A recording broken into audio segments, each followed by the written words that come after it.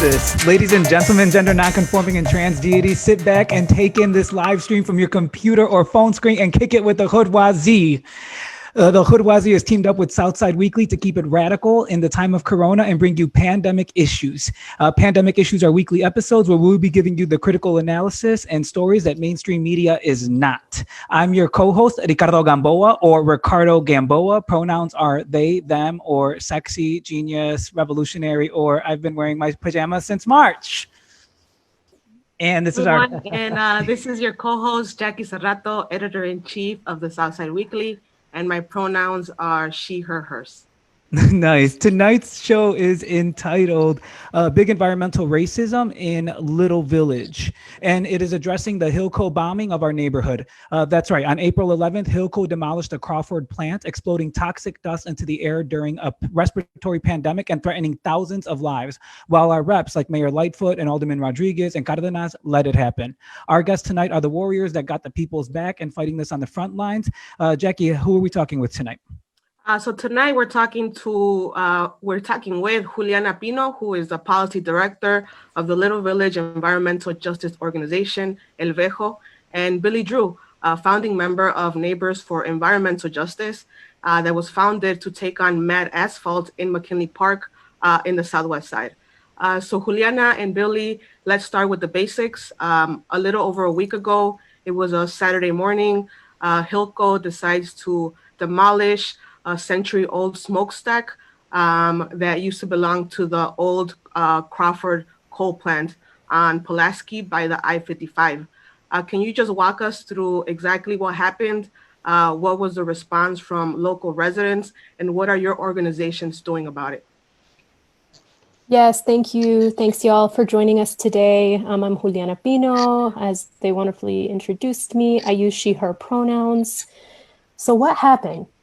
What happened was the city, well in advance of Saturday morning, had permitted a scheduled explosion of the smokestack. That explosion was scheduled to take place on April 11th, and as you all saw, it happened.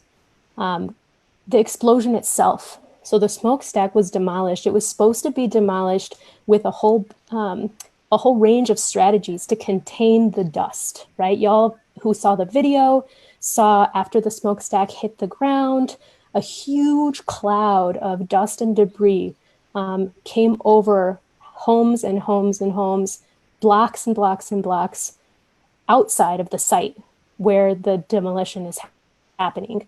Now, what's important to know, this kind of demolition had not been done since 2005.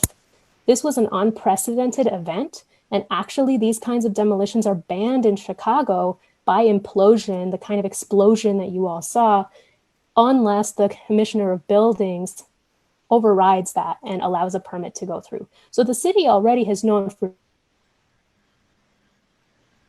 this. So as the cloud spread over the community, folks were really scared. You know, it's during a pandemic. People have been mandated to stay home.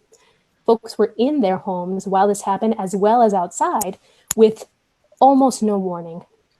The company sent out a press message to us at El Vejo and potentially other organizations in the community very late at night on Thursday night.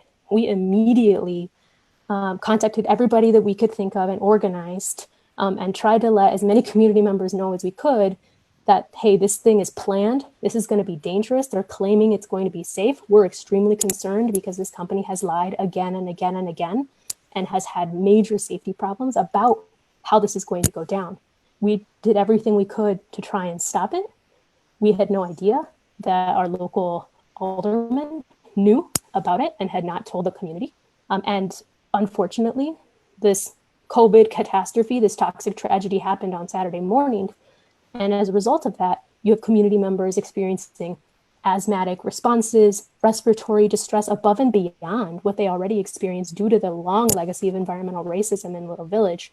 And you had questions and panic about what is in this dust, right? And I think one thing I wanted to make sure to say is that the dust by itself, even if it was just concrete dust, or if it didn't have environmental toxins associated with it, would be dangerous by itself for a lifetime of health consequences. Folks can experience can experience reductions in the amount of time that they will live, their life expectancy, due to a one-time exposure of this kind of dust, let alone dust that comes from a coal plant that, for folks who are from Chicago, folks might be familiar with the extreme pollution that this plant produced while it was operating, and that legacy of that pollution still on the site.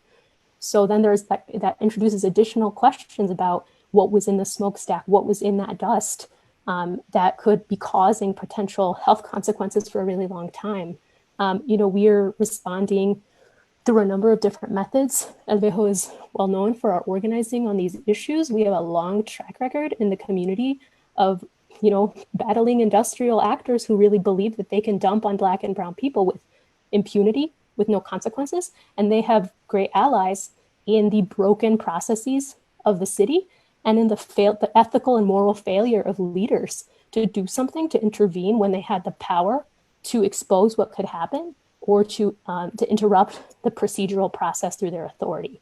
So, our approach is two-pronged. On one hand, we need accountability from everyone who was at. I think Juliana froze. Yep. What's crazy about this is you always think about when you're first getting your social conscious and you start talking about, Juliana, you froze for a little bit, but I was even just saying, I was one of the crazy things about this is when you're first getting your social conscious and you start learning about who's in power, you you know what I mean? And it's always they, right? They did this stuff, and you imagine some type of corporate suit, type of white dude. And then this is actually in part really that situation, right? Where it was actually who cares about, who cares how this is going to affect people, that there's this particular matter, this toxic dust that can actually harm people, and that actually it was their wealth and power that was able to allow them to go unchecked and do this demolition that was clearly going to be an issue. Right. And to even have that type of arrogance, right?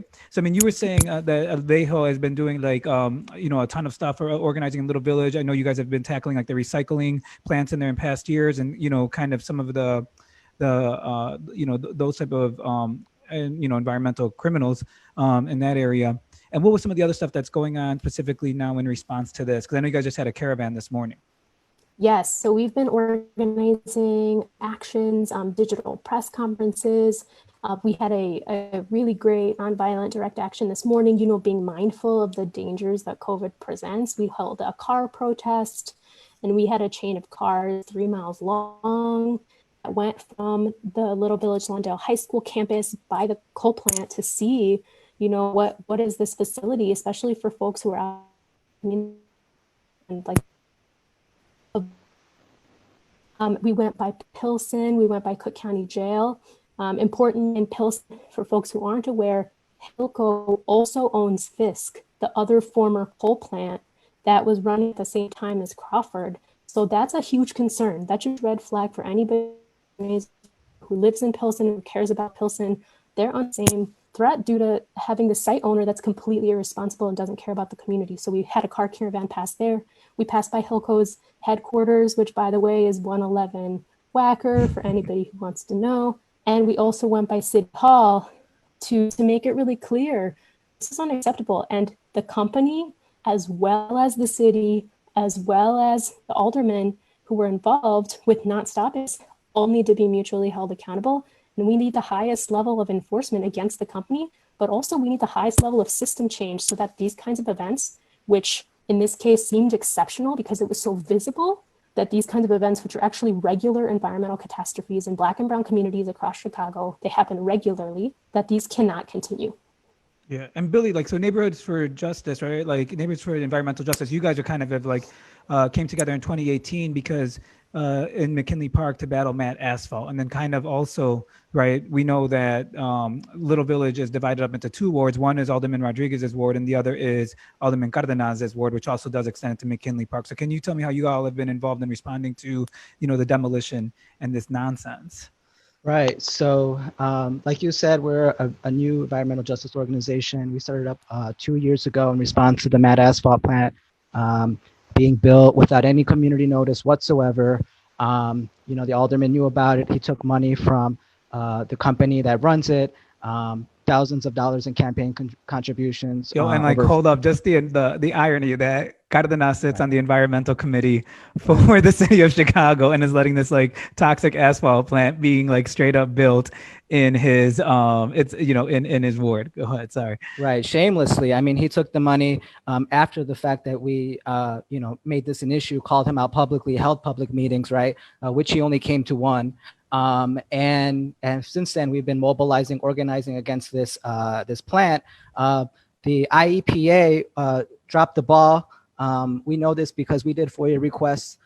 We saw what happened. We knew the alderman knew about it from these FOIA requests. We knew that the Department of Planning knew about it. And it's very similar to what happened a couple Saturdays ago in Little Village, where there is just a lack of process, a lack of notification, and a lack of transparency, both at the city and the state.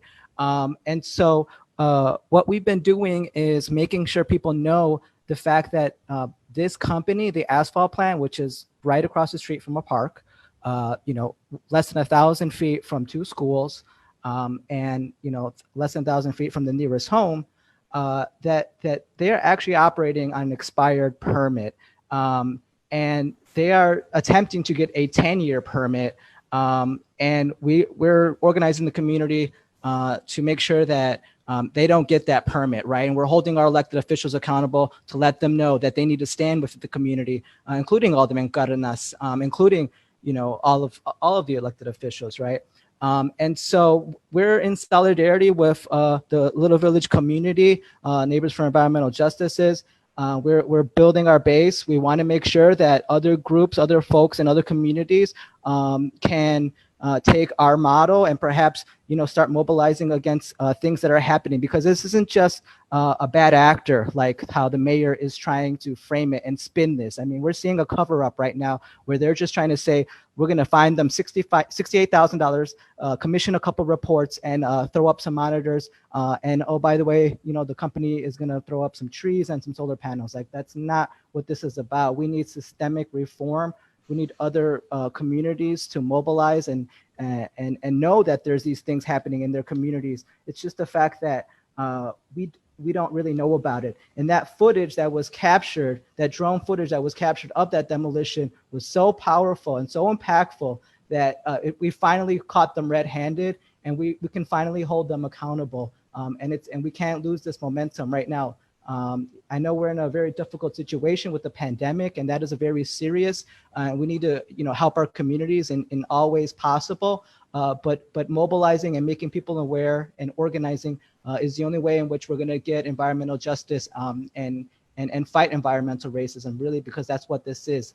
These are Black and brown communities, and if this was Lincoln Park or any other North Side community, this would have never been allowed to happen. How are you going to go to Club Monaco? How are you going to go to Club Monaco if it's covered in dust, G? But the other thing too, I mean, was that when I'm thinking about it too, right? Is this idea of, who kind of like of who is responsible, right? I think Jackie, you were going to tag onto that too, right? I just wanted to give thanks to Alejandro Reyes for having captured so many, mind-blowing images of the demolition and the aftermath, and how far that dust was able to go, because at first the mayor was kind of saying that it was just a few blocks, but it seems that even neighborhoods nearby, like North Lawndale, Pilsen, and even like places in the Southwest side, they could see the difference. They could feel a heaviness in the air. They could taste something different in their mouths. And so I think this is far more far-reaching than we imagined at first. And just because we cannot actively see the dust in the air doesn't mean that toxins aren't there. And it doesn't mean that toxins have not seeped into our soil and into our water systems. Because I do want to point out that the same night after the demolition, there was a light rain over Little Village. So any layer of dust that might have accumulated in Little Village, chances are that some of that was washed away by the rain that night. So it's definitely hard to collect evidence or to say that, or to show people like, look, this is what we're breathing in. It's not easy, but I think with groups such as El Vejo and Neighbors for Environmental Science, for environmental justice and other neighbors, other residents who are committed to finding justice, I think if we put our heads together, we can figure out what was truly in that dust and how we can move forward and hold public officials accountable. One person I would like to mention is El Señor Fernando Cantu. He was an elderly man. I think he was 78 years old, and he lived 3 blocks or so from the Crawford demolition site. And a few hours after the demolition, he was a homeowner, so he went to his backyard, I'm guessing to do some yard work or just to get some fresh air. And within hours, that same night, he passed away. His kids say that he did have respiratory issues. He had asthma and he had COPD, right? But otherwise, he seemed to live a very normal and independent lifestyle. And so it was shocking to the family and to people who knew him, because he was very well known in the community. It was shocking to everyone just how abruptly his death came about. And his family believed that his respiratory condition was aggravated by the dust emanating from the demolition. So as we know, there are high instances of asthma and other respiratory issues in the Mexican community, in the Black community.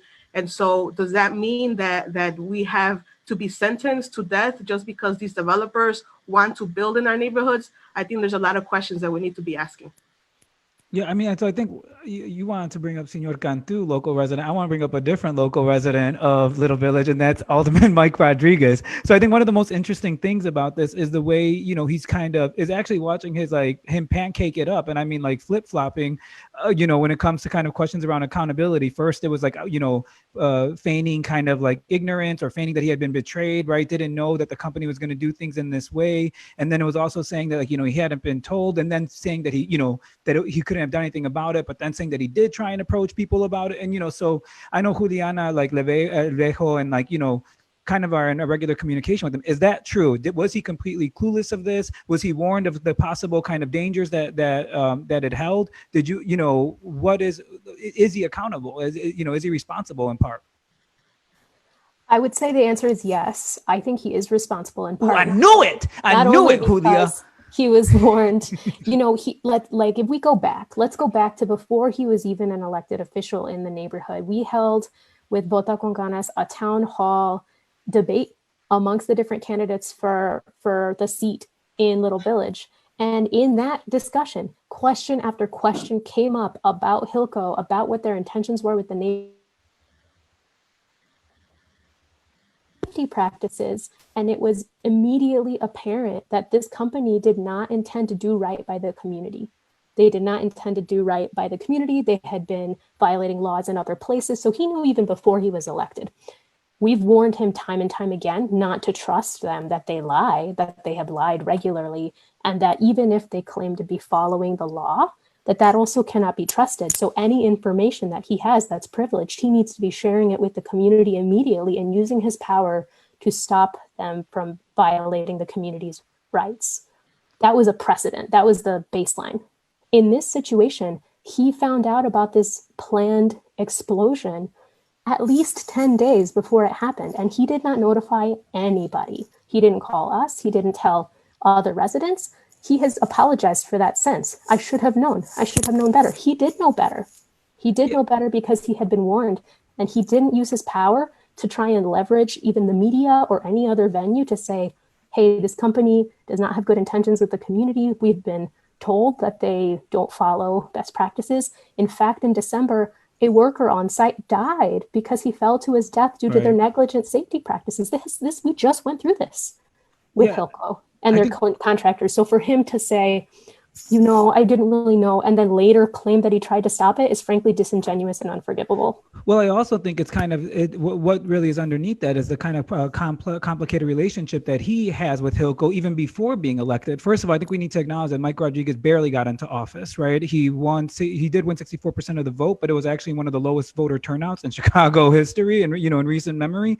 And then also, right, it was an office that he was working in Munoz's office, the previous alderman, when, Munoz, who was on domestic abuse charges and essentially kind of absent from City Hall. One of the only times that he shows up is to kind of fight for Hilco to get a $19.7 million property tax abatement. And you know what I mean? So it points to that there's been this existent relationship. And so for me, like under my like kind of like speculation, like I'm just like, yo, like homie, like don't, you know what I mean? Like there's actually been a very complicated history here. And if anything, you were turning a very convenient blind eye because of the, you know, the relationship that largely this corporation has with that office and also with other community leaders. Cause it's not just Rodriguez. There's also, you know, Eve Rodriguez, who's the owner of Dulcelandia, who knew that our candies were kind of being like, you know, we're tainted with like this woman that not only owns the candy shop, but like also moonlights as a lobbyist for the same corporation that is harming the community, you know. And so I think it's like both of these people, you know, we have to remember that Rodriguez, you know, came up to Munoz's office, who, you know, is backed by Chuy Garcia, and also, you know, worked with Enlace, and all these people are kind of entangled with each other, kind of ensuring this. And so, you know, even when we think about this, like how are you reading his recent behavior and kind of some of the things that he's been saying in press?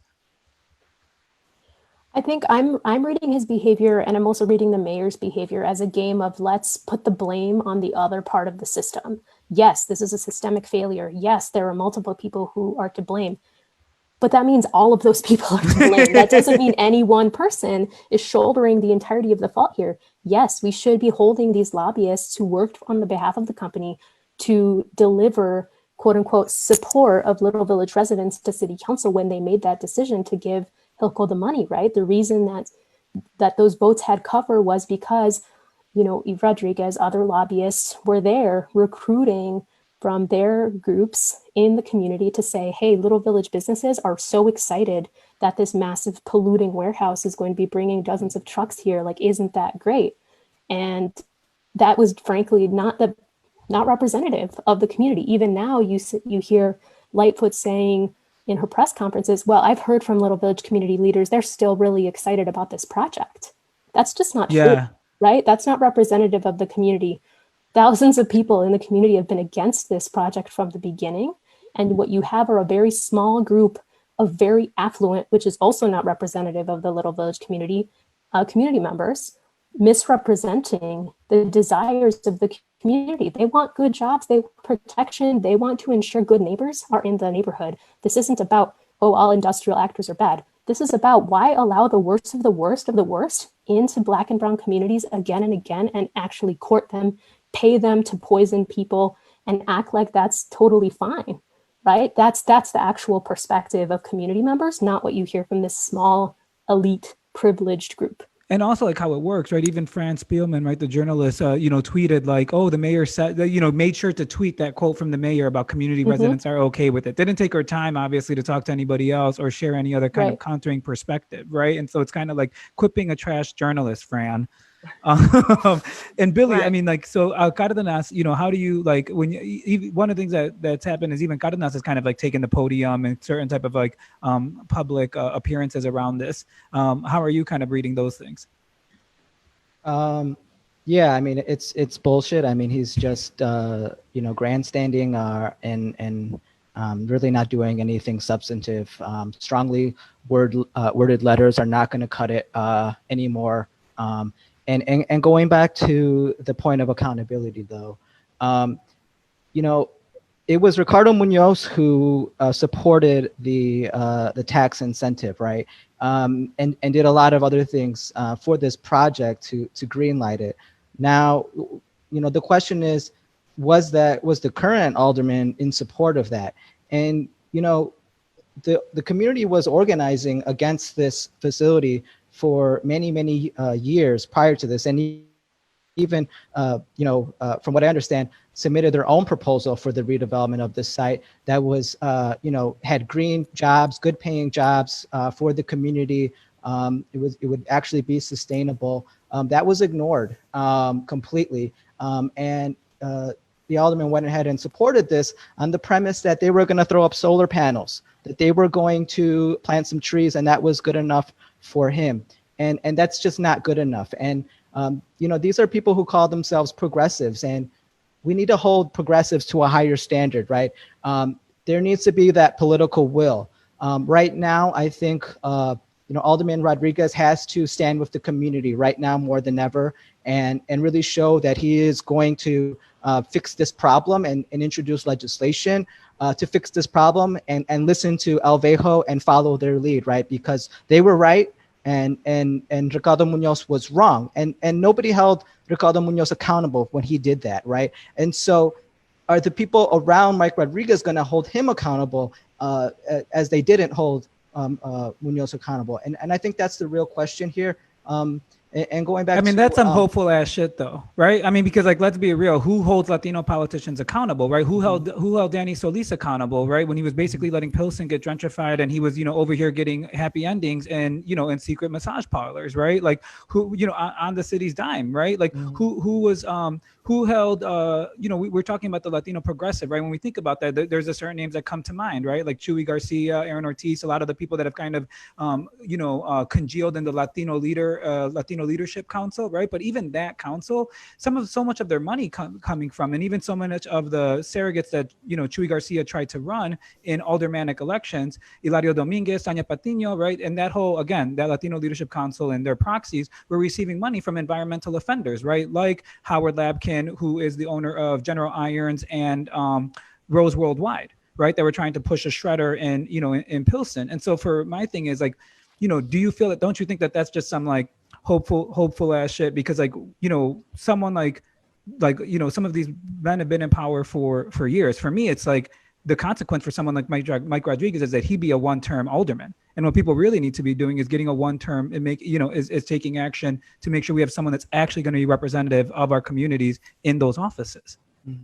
Because you're right. We think of aldermen so often as the people that are going to like send over the garbage cans and like kind of like, fix a pothole, but they are legislative positions, right? Mm-hmm. They're legislative positions in our city council. Yeah. It's either, are they going to stand with the community and the groups that have been on the ground doing this work, or are they going to stand with the mayor? It's that simple right now. I mean, if you look at what happened today in the city council, the mayor tried to push through an ordinance that is essentially a power grab, the pandemic power grab, so that she could have executive power over federal money coming into the city and spend it at her discretion without any authorization from the city council. I mean, there needs to be, there's a vote. It was supposed to be voted on today. It was postponed until Friday.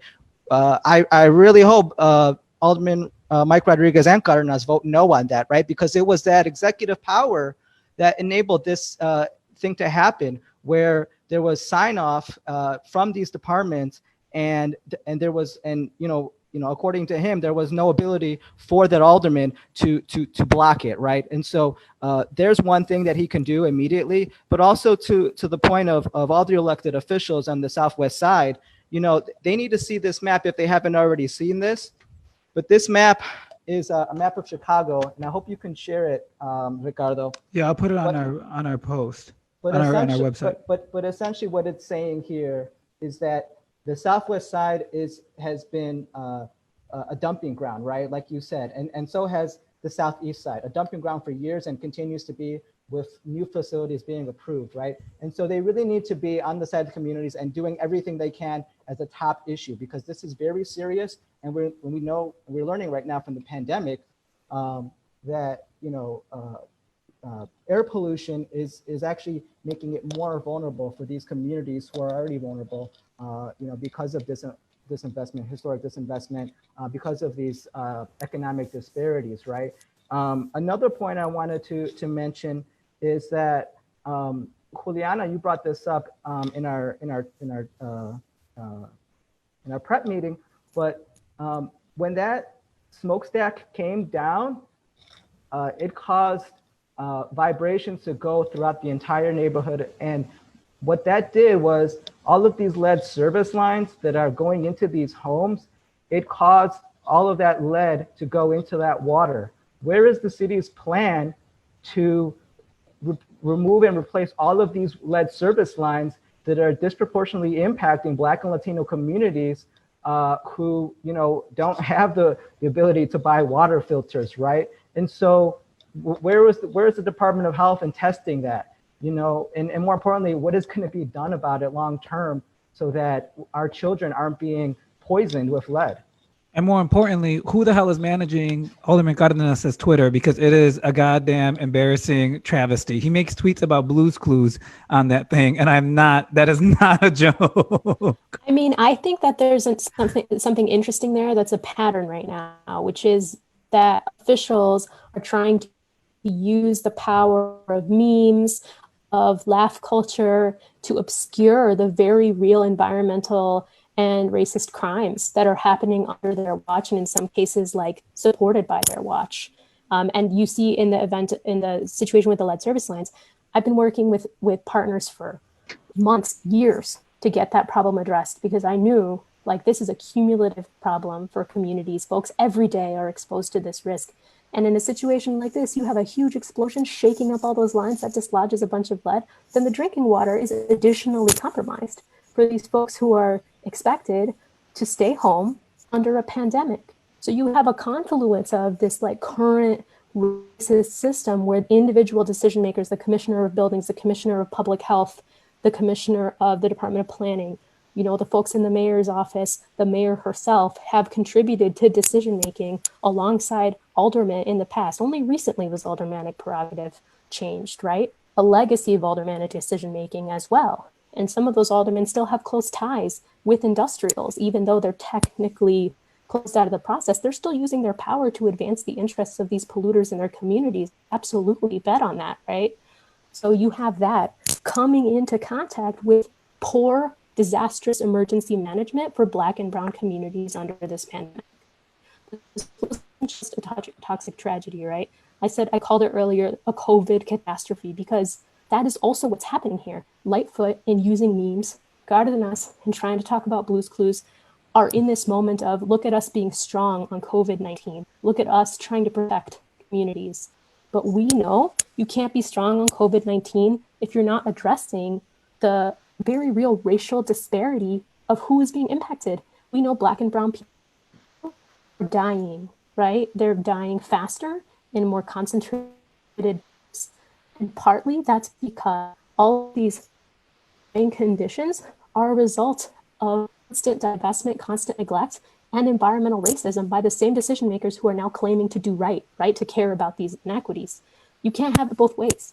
You can't be strong on COVID, environmental racism, when literally that environmental racism is producing asthma and respiratory conditions and heart conditions and diabetes and all of these other things that put people at risk for death. Like, you just can't have it both ways.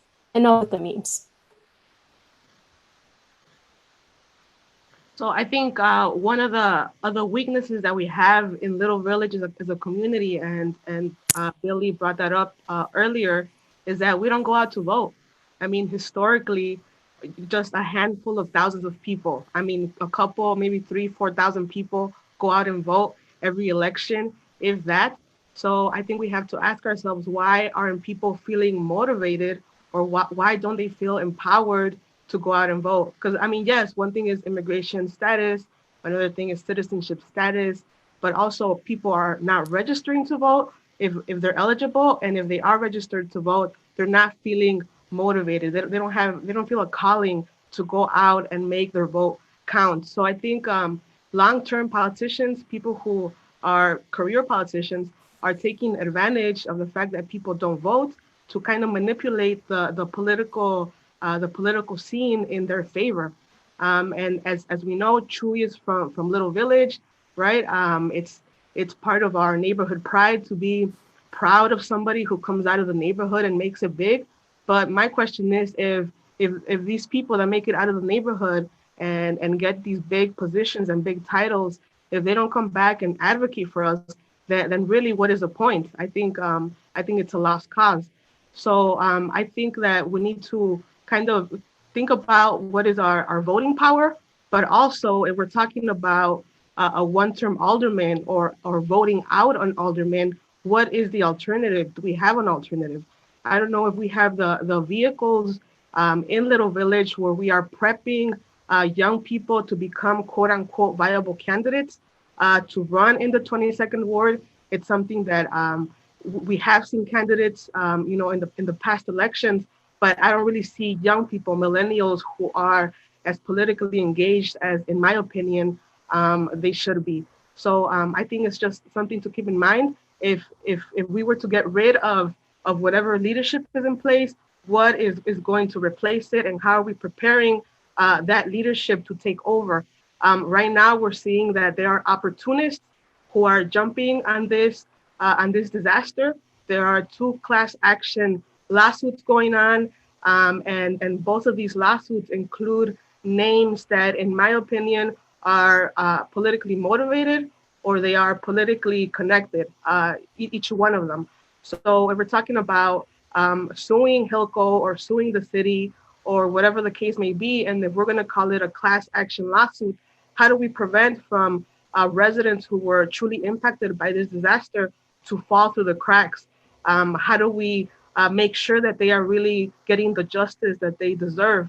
And where or how can we find an independent entity who can take on the case of all of these countless residents whose testimonies we haven't heard yet, and who we haven't reached out yet as media or as public officials or as nonprofit organizations?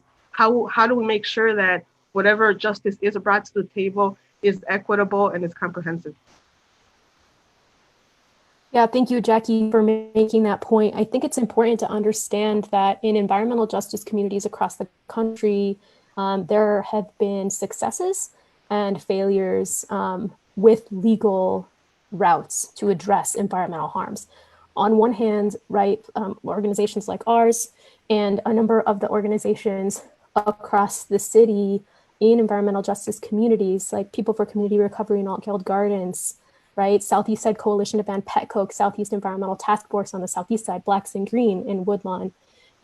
You've got Neighbors in McKinley Park, right? Organizations like ours often have to use legal strategies to force the hand of actors that aren't enforcing environmental rules. So you have the same laws that cover multiple areas, but what you see is enforcement of those laws in rich white communities, and you see a magical lack of enforcement of those laws in poor Black and Brown communities, like what we were talking about with Asphalt and the permit shielding they're getting with Illinois Environmental Protection Agency. How is it they don't have the most important permit to operate and they're still running, right? An essential business under the pandemic classification. So we often have to use laws to enforce against other laws that aren't being followed in communities. They can get away with this shit. I think there's like whole arm of those strategies that have been very important to communities, forcing attorney generals, right, to sue companies, forcing lawyers to sue on behalf of individuals. This has a long-standing practice in EJ communities. However, there have also been many situations where, knowing this, people come in from outside the community in some cases, or sometimes in the community, and try and do legal action for a small group of folks, and or use, bad practices to get people to participate in things like class action lawsuits, which again can sometimes be effective, but it really depends on, are the attorneys and are the interests actually served by the strategy, and ultimately how long is it going to take and what kinds of benefits can people get really depend on who's involved.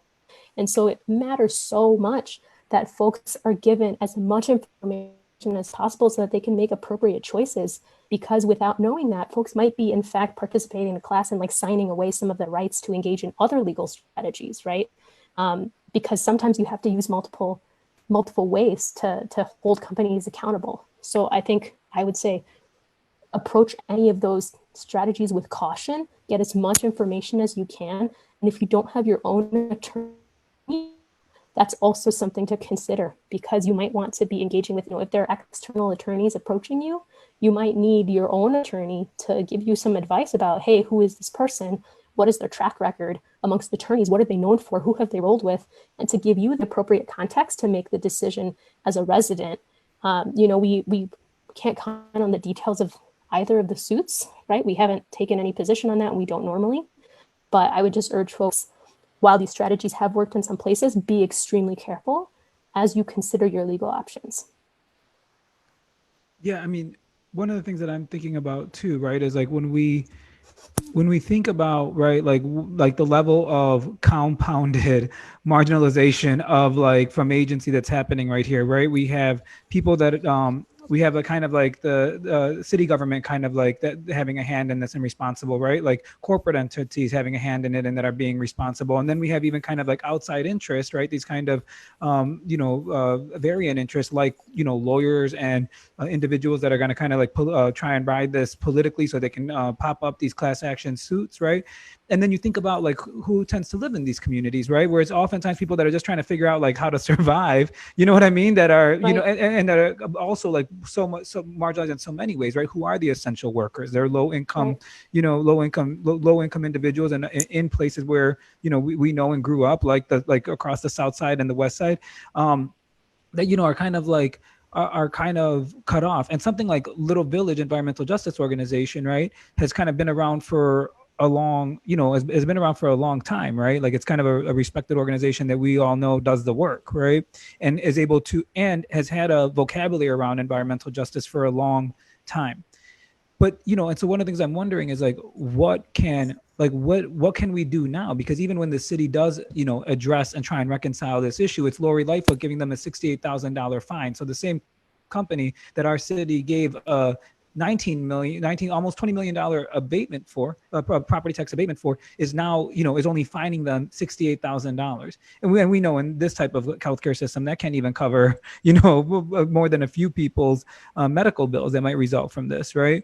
And so what can like people actually do, right? And because this is even what they're trying to give us, or what they're calling accountability, when you have a powerhouse like Levejo kind of, at the leading the charge. And then you have kind of like newer more committed organizations like Neighbors for Environmental Justice, involved. So what can people do when they don't have, that kind of infrastructure built? And what do you even see being the next steps in this particular incident?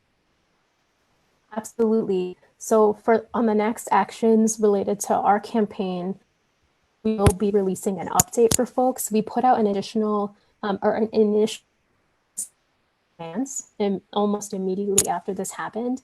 And if folks have seen the petition, it had, last time I checked, over 17,000 signatures. That related all the things that we needed to see right away. Right. And that included things like covering medical costs for neighbors. That has not happened. That included things like releasing the full results of the testing of the dust. We just results. Not. It says it doesn't have asbestos. I want to see the paper that says exactly how much of what it doesn't have. Those kinds of things. We still need public pressure to keep demanding of decision makers the transparency that we need immediately for folks to do what they need to do for their medical health, especially right now. And then there's also broader support that we're going to need. We need to change some laws, y'all. The laws are broken. There's no way that the system can continue working in the way that Hold it up. is. You mean a nation founded on genocide of Native people and the kidnapping and forced labor of Black people, and then created a government on it, got some fucked up laws? Some really messed up laws that fucked up. And we need to fix that. We need support for a grassroots written and led ordinance that takes into account essential workers, laborers, residents, who are often the same people, y'all. Let's not draw a false distinction, right? Which a lot of other groups who don't actually work on these issues from an affected community perspective acknowledge, right? The workers in these facilities are often also community members. Mm-hmm. A lot of people need to be supportive of a grassroots-led ordinance that incorporates the real needs and demands of communities across Chicago. I'm talking, why is there no public participation early enough in decision-making processes for the community to have first right of refusal when proposals like this are brought to the front doorstep of communities across Chicago, right? Why is there no public health process that's integrated with the Department of Planning when the Department of Planning is in front of City Council saying y'all should support? Where was the Department of Public Health? There's just basic things that need to change about the process, and a grassroots ordinance needs to be enforced and passed in order to fix the many loopholes. This is like Swiss cheese, y'all. It's like barely held together with loopholes, right? Pieces of policy. We're so behind on how the city even understands basics about environmental health, let alone environmental racism, and the way that the city is responsible and decision makers elected and appointed in the city are responsible for the deaths that we see in communities. That's just fact. That's a fact. They're not going to be able to get away from that. I think the other thing that we need is for folks to be able to, have dialogue with each other to connect some of the dots, right? Share this stuff with your neighbors. If you are hearing about this now, think about who you know, who's in your life, who lives in a community, and you're like, oh shit, a lot of the folks in my friend group have asthma, right? Talk about it. I think trying to connect those dots between what we often think of as racist policies with the actual outcomes that folks are seeing in their life, right? Like if I'm thinking about this, right, Ricardo, you're an asthmatic, I'm an asthmatic. Like the reasons for that are not an accident. And so we need to be putting together those pieces so folks understand what's at stake, right? How are we going to change this unless we really understand the consequences that people are already living with? Wait, you mean I'm not asthmatic because God was punishing me for being a hoe? I don't think so. Personally. I'm pro on that issue. Yeah, I'm pro ho too. I'm very pro. I'm just saying. Pro ho, body positive, sex positive. We're exactly, on the same team. Yes. Exactly. But if we're not talking about the ways in which this impacts us, our families, our neighbors, folks are just not going to know. Right. This is a conversation we need to be having when we're talking about policing. We're talking about fast violence, right? The way that the state uses policing to monitor and control and devalue Black and brown bodies and rob us of life. Environmental racism does the same thing, sometimes on a faster timeline, sometimes on a slower timeline, but it's like that invisible poison doesn't get talked about in the same way, but it's equally genocidal, right? Especially when the same people who are experiencing the most blatant racist things you can think of are the same people experiencing environmental racism to the worst degree, And one thing I wanted to mention on that front is the city conveniently rolled out with the alderman's office, well, let's get some single-use masks to some of the people in the neighborhood, a few masks per household. That's cool. We're doing this thing. We're protecting people, right? Where were those masks for the people incarcerated at Cook County Jail mere blocks away, who are also community members, right? The city likes to obscure and hide their role in devaluing Black and brown bodies. And part of how they do that is by pretending that their role with the police and with Cook County Jail isn't part of this, right? By siloing their response, the positive response on COVID, from the very negative, aggravated incidents with police related to enforcing those COVID rules, right? When actually, these are the same people perpetrating the same kinds of violence in environmental ways, in racist, incarceral ways, and that those issues need to be understood together to get justice. All right. Yeah, if I could just jump in too and just quickly add, from our experience with Matt Asphalt, we've seen that this whole process is kind of like a sham. The IEPA, Illinois EPA, wants to approve this plant, and we're going to do everything to make sure that they know that the community's against it and the elected officials are against it. It's funny that Cardenas is actually the only elected official who has not stood publicly against the plant. And we need more than just a public stance at this point. We need intervention at all levels. So, a person like Senator Tony Munoz too, who campaigned, on this platform that he was going to be with the community. Well, where is he now when we need him? Where is he with the Little Village disaster, right? And it's funny because he was actually J.B. Pritzker, the governor of Illinois, was his campaign manager, right? And so if there's anybody who has that executive authority in the state of Illinois to intervene and let the Illinois EPA know that this is not appropriate, it's him, right? And maybe Tony Munoz can actually do something and intervene on our behalf and for his constituents. Girl, we just got to watch out for anyone with the last name Munoz that's running for something now. That's what I'm going to say. I think that's a good solution, very reasonable. Mm-hmm. Yeah. What do you guys, so I think another thing too that I was thinking about right now is, that I kind of want to close out on is what are some of the things that people could do to kind of really keep on supporting this work and follow you all? So, I just Go ahead, support Billy. the work that's already happening, and see how, you can help in those efforts, right? Neighbors for Environmental Justice, we're in total solidarity with Little Village Environmental Justice Organization. It's part of our regional effort to address this legacy pollution and continued pollution of our communities and contamination.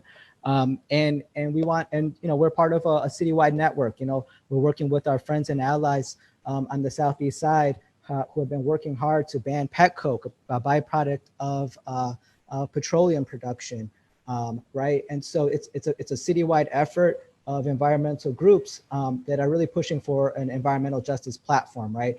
That's looking at reforming the central manufacturing districts so that this isn't just allowed by right, but that there's a real incentive for the creation of green jobs in these areas, right? Right now, they're just giving us these toxic jobs, these warehouse jobs, these low-paying jobs, right?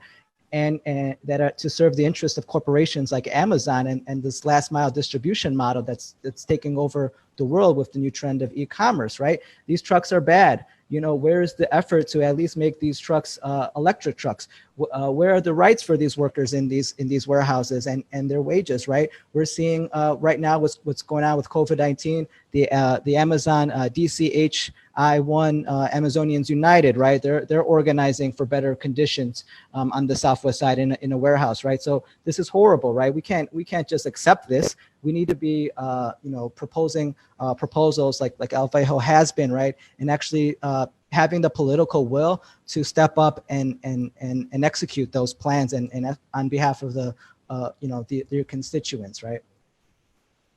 I think from a media standpoint, I think it's important for people to inform themselves on how the city works. There are a lot of players in just with this one incident, right? We're looking at the Department of Housing, the Department of Public Health, the Department of Buildings, the Committee on Zoning, at the state level, the Illinois EPA. We're looking at the developer, the contractor, right? So there's a lot of players here that often we only see the developer, but we don't see like the string of influence behind some of these happenings. So I would say read the news as much as possible, read the Southside Weekly, but also other media who are doing good work of submitting FOIA requests in order to get information from these agencies that are not being transparent with their processes. And also, I just want to encourage, local media makers to start or continue documenting what is happening in your communities. I think if it hadn't been for those images that we got from Alejandro, perhaps we would not have gotten the media attention that we got in Little Village, and perhaps public officials would not have made the statements that they made if it hadn't been for the evidence that local people were able to collect. Yeah, That's shout out to right. shout out to Alejandro, the videographer, for capturing that. Shout out to you, Jackie, and then the reporters at Southside Weekly. Shout out to Pascal Sabino and Mauricio Pena from Block Club Chicago, who've been documenting this movement locally. Tony Briscoe, Brett Chase, or other reporters who have actually been doing a good job. So be sure to remember those names and follow those local reporting. Yeah, too. shout out to Alejandro. It's like as though he's been working for the past few years with a really radical media organization that's getting out stories and analysis. I don't know what it would be. Oh, maybe it's the Hoodoisie. Alejandro handles all of our video and all of our tech, and he's amazing. Yes, amazing. So, yeah, we're really excited. I think I would echo all of the things that Billy and Jackie have shared. I would definitely also encourage folks, for those of you who know about El Vejo, also learn about Neighbors for Environmental Justice, also learn about People for Community Recovery. They have been around for decades, right? People who've been doing the work. Also learn about Southeast Side Coalition to Ban Pet Coke, also learn about Southeast Environmental Task Force, also learn about XGEL in Cicero, also learn about Clean Power Lake County in Waukegan, right? You have Black and brown communities all around you that have been organizing themselves to fight back against insurmountable odds. As Jackie said, right? This doesn't just start at the developer. This is city departments, state departments, individual lobbyists, all sorts of influence that leads to these disastrous daily experiences. And who bears the brunt of that, right? Poor Black and brown folks, working class Black and brown folks and communities who have no view, no ability to influence the process, and are essentially at the end of the processes, and they get notified of the results, right? Sometimes by watching an explosion in their front yard. So awful. That's the notification, right? Witnessing this cloud of toxins come into your lungs, and that's the notification. The notification is you being unable to breathe, right? This is unconscionable, and folks should be angry and use that anger as motivation to learn more. Figure out the ways in which you can support these individual community organizations on the facilities that are dumping on them, right? We talked about Matt Asphalt. We should talk about General Iron and the way that the city has incentivized General Iron to move to the southeast side, to continue dumping on communities by going away from, one of the last industrial holdovers in Lincoln Park to the far southeast side, where they already have 4 metal shredders that are operating out of compliance. Right. How are these things allowed to happen by right? Literally, city code says if they want to do it, they get to do it in these specific areas in Chicago that have lines drawn around them. This is not okay, right? And so learn about what these community organizations are doing, support their individual campaigns. And when we come out with our platform, in a more, this is what we need to see. We city processes, and even those of us in neighborhoods that are not impacted are not going to let this happen, right? Are not going to let this keep happening. I also think use platforms, use social media, call people out, back up our hashtags, right? Hell no local, Speaking no of, asphalt.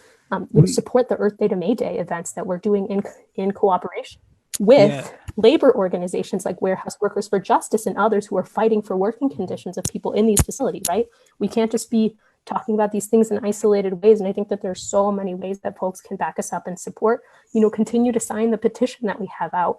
We'll be releasing that in final form soon.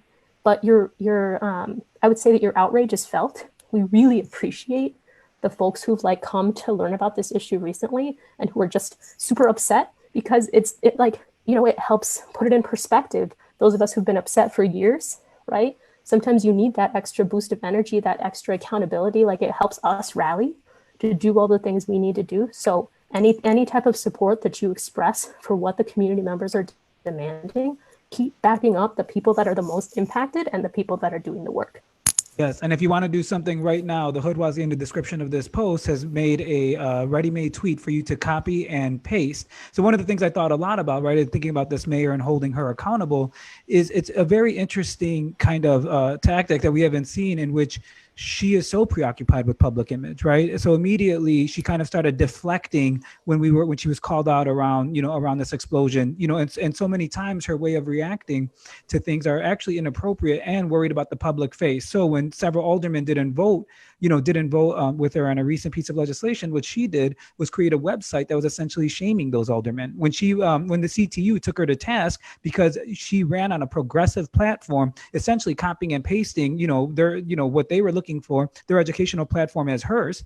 And then once elected into office, negated giving them the resources that she had promised to be given throughout the campaign trail. She started belittling them and almost kind of gaslighting the city of Chicago, about them and trying to, in the situation. And so one of the things I thought about was, and if you look at the media right now between Rodriguez and Lightfoot, it's them throwing each other under the bus, you know what I mean?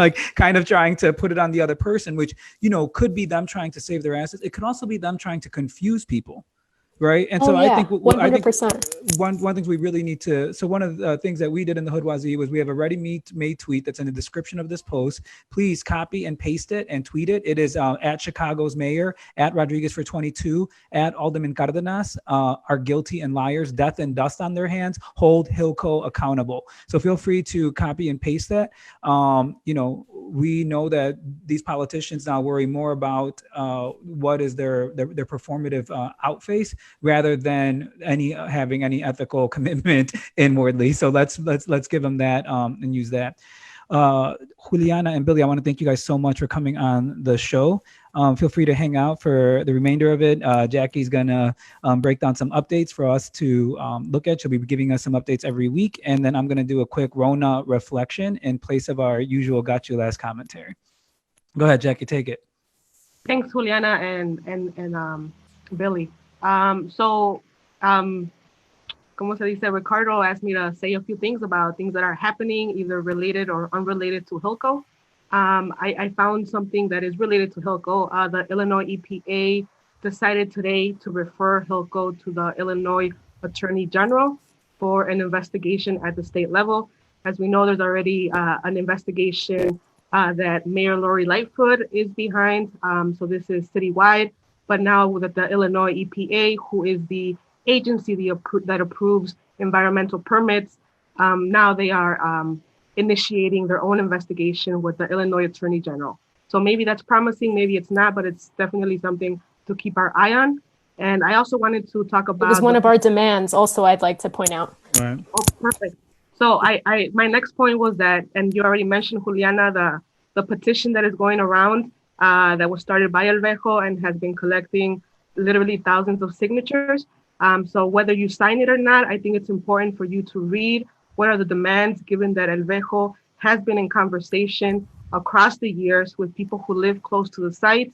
And they are also monitoring the air, which the city has not been doing, at least not consistently. And they are also seeking accountability from elected officials and Hilco as a corporation. So I think it's important to just take a look at it. And if you want to support, to sign that and share. And I do want to throw out a quick plug for the Southside Weekly again. We have decided to create a tracker of COVID-19 deaths broken down by neighborhoods, just to get a better sense of the areas and demographics that are most affected by the pandemic in Chicago. And right now, the count in Little Village is 20. So there are 20 COVID-19 related deaths just in this one neighborhood. But as we see with many Chicago-based maps, inequity is also perpetuated during a crisis. And we are seeing that low income and working class communities, Black communities in the South and West sides are feeling the brunt of these fatalities. So neighborhoods like Morgan Park, South Shore, West Englewood, Chatham, Pullman, all of these neighborhoods are seeing the highest number of COVID-related deaths. So as we seek solutions during this pandemic, let us make sure that they are long-term, that they are systemic, and they are based on racial and economic justice. Another thing to look at right now, which Juliana mentioned, is the right to recovery proposal that is being pushed by progressive and democratic socialist aldermen, which seeks to bring some kind of relief for Chicago residents during the pandemic. In particular, it seeks to provide some kind of assistance to homeowners and renters. But ultimately, any citywide relief efforts has to go through the Mayor Lori Lightfoot. So just something to keep in mind. We also mentioned the Amazon workers earlier. Billy did, and they are organizing their warehouses due to Amazon's failure to implement safety measures during the pandemic. And how is this related to Hilco? Well, if we're talking about building a massive warehouse in the neighborhood for Target Corporation, we can presume that working conditions are going to be very similar to the Amazon warehouse that's on 28th and Western. So it's important for you to tune in next week and learn how these places treat their workers, how they operate, and what are your rights as workers. And then the last point, this is unrelated to Hilco. I don't know who needs to hear this, but it's okay to apply for the link card right now. Right now, the state is expanding SNAP benefits in order to deposit the maximum number of dollars in people's cards to be used for food purchases. Particularly households with children who go to school and qualify for free or reduced lunch, they can also get funds even if they're not a SNAP recipient. Applications are being expedited during this month and next month, so it's time to claim your food stamps. Hey, thanks so much, Jackie. And we are reaching the end. To close us out, we have the Rona reflection. So the U.S. government, I'm going to do this again. The U.S. government was not unprepared for the coronavirus. Unprepared. That's a lie. It never prioritized. Over 50% of all federal discretionary spending is dedicated to the military, while only 6% is committed to health, and only 6% and 3% is committed to housing and unemployment, respectively. The most deadly killer of people in the US was not foreign terrorism, it was a pandemic, and the lack of prioritizing people over billion-dollar bombs is responsible for the deaths of the crisis. This isn't just nationally, but in Chicago too. Over 40% of Chicago's budget goes to policing, not to education, health, housing, or job programs, but to surveilling and locking up low-income Black and brown people. Think about this. Because at the end of the day, cops cannot save us from coronavirus, and Cook County Jail has become the epicenter of the virus, while hospitals are scrambling for resources. Lack of testing and accessible healthcare is exacerbating the virus, and thousands of Chicagoans are trying to survive, pay rent, and put food in the fridge. But this is how Lightfoot works. Just before the outbreak of the virus, Lightfoot added more police to CTA stations in response to 2 violent incidences. A musician was stabbed by a woman with mental health issues from the South Side, and a man was shot during a robbery attempt by a 30-year-old Black man who had been arrested 15 times since he was an adolescent, which is not surprising since 45% of all Black boys are out of school and out of work in Chicago. If our city didn't close down mental health clinics and funded education and job programs, perhaps these type of incidences could be curbed at their root. The death tolls of this virus, the pain and suffering of people in financial turmoil is thoroughly Lori Lightfoot's fault because she does not care about us. All Lightfoot is offering is $1,000 to 2,000 Chicagoans. The same city that gives millions and millions, even billions of our money to corporations and the wealthy is only spending $200,000 on us. This should not be this surprising. This is the same city that gave Hilco almost $20 million in a property tax abatement, but can only fine them $68,000 for endangering thousands and thousands of lives. Lightfoot is a liar. Her name should be Lori Lightfoot. If she cared about us, she would have kept her campaign promises. Imagine if she kept their promises to reopen mental health clinics. Those clinics could have served as testing centers or provided teletherapy to Black residents of this city that constitute only 1/3 of its population, but 70% of coronavirus deaths. Imagine if she kept her promise to bring back the city's environmental department, how they may have prevented the Hilco demolition. Lightfoot started 2020 by battling and belittling teachers, striking for resources that she said she would deliver throughout her campaign. Imagine if Lightfoot gave money so schools could be open to provide resources like food and information to families and also serve as testing sites. This isn't lofty idealism because the city always finds more money for police and development projects. Why couldn't they find money for these very real problems? Lightfoot and our reps should be providing weekly universal and need-based financial relief, subsidizing rent excusal, and making food and shelter available to struggling and houseless people. Instead of being the leaders we need, Lightfoot is spending her time making cute videos and fighting aldermen that are looking out for us so she can grant herself emergency powers to run this city unchecked. But when people like Lightfoot and her people like George Cardenas and Mike Rodriguez run this city unchecked, Hilco happens. We need to stop them. Our government was not prepared. They did not prioritize. Lightfoot and the city are not broke for money. They're broke for morals. We must demand accountability and the relief we deserve, and we must do it now. Thank you so much for tuning in to Hoodoisie Pandemic Issues. We'll be back next week. Look out for the promos, talking to essential workers, and can't wait. And we'll be back the week after that, and the week after that, and the week after that, because Hoodoisie and Southside Weekly, we are trying to hold this shit down and give the analysis and the stories that no one else is telling and that we've been making space for years now. Thanks so much for tuning in. Send that tweet, like it. If you have anything that you want us to cover, feel free to send a direct message to the Hoodoisie. If you want to get involved in any of our work somehow, we'll be rolling out initiatives throughout COVID-19 quarantine and in the aftermath. Feel free to message us and we will plug you in. I want to thank Billy and Juliana one more time. I love that I'm like used to hosting in person, so I want to point to you guys, but it's really just these Brady Bunch squares right here. And you'll see me and Jackie next week. There we go. Thank you so much, everyone. Thanks, y'all, for tuning in.